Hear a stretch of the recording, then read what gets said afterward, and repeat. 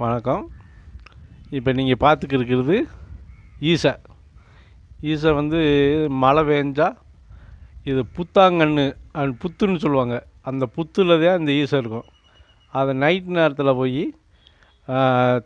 தீபம் கொண்டு போவாங்க நைட்டில். அதுக்கு ஒரு ஈசை விதண்டு ஒன்று இருக்குது. அதை காய வச்சு கல் சொர சொரன்ற கல்லில் வந்து தேய்ச்சி அதை ஊதி விட்டால், புத்தாங்கன்னுக்குள்ளே ஊதி விட்டால் அந்த ஈசை பூரா வெளியேறிடும். அப்போ புத்தாங்கன்று பக்கத்தில் ஒரு டெண்டு கொட்டா மாதிரி போட்டு அது கீழே வந்து ஒரு பள்ளத்தை தோண்டி வச்சு அதில் லைட்டு வச்சுருப்பாங்க. அந்த லைட்டு வெளிச்சத்தில் வந்து இந்த ஈசை பூரா போய் அந்த பள்ளத்துக்குள்ளேயே விழுகும்.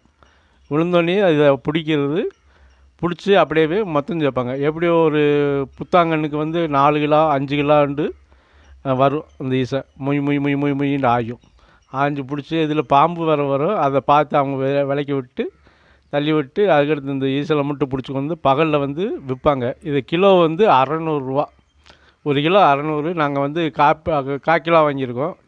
காக்கிலோ வந்து 150 வாங்கியிருக்கோம்.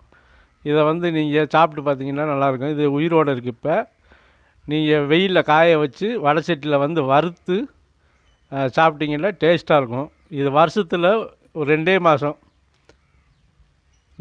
இந்த மாதம் வந்து அதுக்கு நவம்பர் மாதத்தில், தமிழ் மாதத்தில் வந்து புரட்டாசி ஐப்பசி மழை பெய்யும்ல, அந்த சீசனில் தான் வந்து இந்த ஈசை கிடைக்கும். புத்தாங்கனில் கிடைக்கும். அவங்க வந்து பிடிச்சி வந்து விற்பாங்க. இது சமைச்சு வறுத்து சாப்பிட்டு பாருங்கள், டேஸ்ட்டாக இருக்கும். நல்லாயிருக்கும். அப்படித்தான் நீங்கள் இது இப்போ யூடியூப்லேயே முறையாக இந்த ஈசையில் இப்போதைக்கு பார்ப்பீங்க. பார்த்து இது வரைக்கும் யாரும் காமிச்சிருக்க மாட்டாங்க. இந்த டயத்தில் இப்போ தான் புதுசாக இப்போ பிடிக்க ஆரம்பிச்சிருக்காங்க எங்கள் தேனி மாவட்டம் இந்த ஊர் சைடு.